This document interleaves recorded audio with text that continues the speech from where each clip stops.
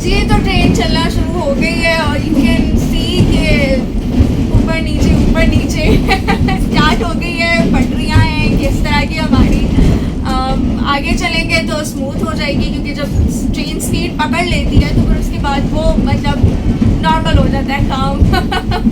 ये खिड़की से आ रहा है नज़र के क्या है यहाँ पे पटरियों की सूरत हाल। अभी हम लाहौर से चल रहे हैं और इस वक्त टाइम हुआ है जी 11:15 नहीं 12:15 हो गए। ओह माय गॉड, ये 10:15 ट्रेन ने जाना था और इसको हो गए हैं 12:15 चलते चलते लाहौर से निकलते। तो हम ऑब्वियसली पिंडी लेट ही पहुँचेंगे। मैं अकेली थी तो उन्होंने मुझे कहा कि आप DL से निकल के A में चली जाएँ और इधर से कुंडी लगा लें। मैंने कहा जी नेकी और पूछ मुझे तो वैसे भी अकेले रहने का बहुत शौक है। सो जी खोलते हैं इस आए हाय खुलेगी कैसे AC स्लीपर का इन और ये है इसका सेपरेट वॉशरूम। चलें जी मैं ज़रा सेटिंग कर हम पहुँचे हैं वज़ीराबाद जंक्शन पे और ऑलमोस्ट हमें अब 2 बज गए हैं। सो 12:15 बजे हम लाहौर से निकले थे और वज़ीराबाद जंक्शन पे अब हम पहुँच रहे हैं। सो स्टिल अभी सफ़र है और देखते हैं कि आगे मज़ीद क्या होता है। When the train is in full board ये कोई पुल है जिससे गुजर रही है और साथ में कोई दरिया भी था, दरिया नदी झील टाइप कुछ था। तो सही हम अभी गुजरात स्टेशन को बाय बाय कह रहे हैं। Bye bye Gujarat. है जी खारिया रेलवे स्टेशन और खारिया रेलवे स्टेशन थोड़ा अच्छी हालत में लग रहा है बकाया की निस्बत, लेकिन मज़ीद इसकी क्या हालत होगी ये कुछ नहीं कहा जा सकता। पता है अभी इस वक्त हम काला गोजरा ट्रेन स्टेशन पे खड़े हुए हैं और हमारी ट्रेन रुकी हुई है। जस्ट एट द मोमेंट एक ट्रेन ने हमें पास किया है और वो मोमेंट ये था जैसे हमें लगा कि हम रह गए हैं, हम नाकाम हो गए हैं, हमारी ट्रेन नहीं चल रही और वो ट्रेन हमें पास करके चली गई है। सेम ऐसा ही होता है हमारी ज़िंदगियों में भी। डेफिनेटली अब आपको फील होने लगा होगा कि मेरी ट्रेन ने मूव करना स्टार्ट कर दिया है स्लोली क्योंकि इस ट्रेन ने चलना ही है। अगर ये ट्रैक पे है तो इसे चलना ही है और स्टार्ट हो जाएगी अभी ये। सो ज़िंदगी में भी ना बस इतना यकीन रखें कि आपके साथ से अगर कोई तेज़ी से गुजर के जा रहा है तो कहीं ना कहीं वो भी रुका होगा, कहीं ना कहीं उसकी ट्रेन का भी स्टॉप हुआ होगा।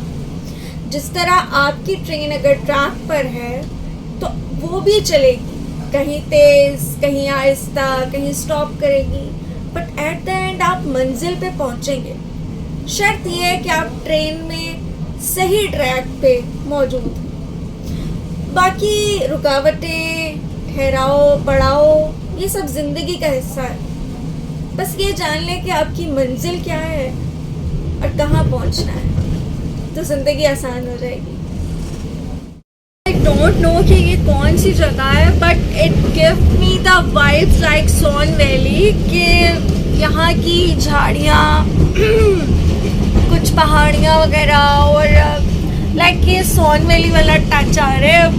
आई डोंट नो हम इस्लामाबाद के करीब पहुँच चुके हैं। आई गेस अब सिर्फ 1 घंटे का शायद ट्रैवल रह गया या उससे कम।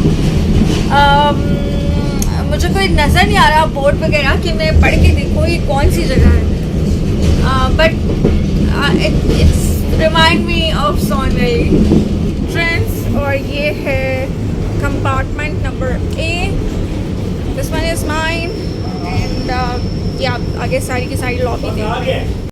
5 बज गए हैं और अभी स्टिल हम गोजर खान है। It's so frustrating. एक तो पहले जो स्टेशन पे 2 घंटे वेट किया हमने ट्रेन का और फिर 2 घंटे जब ट्रेन लेट आई हो तो अब ऐसे आवाज़ार हो गए हुए होते हैं। सो अभी बड़ी आवाज़ारी हो रही है और बस दिल करे कि जल्दी से पिंडी आए और हम ट्रेन से उठते हैं और बस सफ़र ख़त्म। लेट तो होना ही था, हर 5 मिनट बाद इस जाफर एक्सप्रेस बहन का कोई ना कोई स्टॉप आ जाता है, फिर उस पर रुक जाती है कि 5 मिनट के लिए, तो भाई सफ़र तो लंबा होना ही था। बहुत तंग हो रहे हैं अब। फाइनली जी खुदा खुदा करके पिंडी आ गया है और अब हम शुक्राने के नफल पढ़ते हुए यहाँ से उतरेंगे, जाएंगे, सुकून करेंगे। और ये जो व्लॉग है ये यहाँ पे ख़त्म हो रहा है। इसके बाद जो आपको व्लॉग मिलेगा वो मेरे होटल का होगा, जो स्टे हुआ वहाँ पे कैसा था सब कुछ। So keep watching. I am so tired at the moment, मुझसे अब ज़्यादा बात नहीं हो रही। I just want to go to my hotel room and I just want to sleep and या I want to have some food too because I am too hungry. Okay जी, thank you for watching me. Stay tuned आगे के updates के लिए। तब तक के लिए बाय बाय। फाइनली जी रावलपिंडी की सरजमीन पे कदम जमा दिए हमने, रख दिए हैं कदम और अब इस्लामाबाद जाना है। So it takes a little bit time. ठंड काफ़ी हो रही है यहाँ पे इस वक्त, होनी भी चाहिए। और मैंने स्वेटर भी नहीं पहना, so I am feeling that a lot.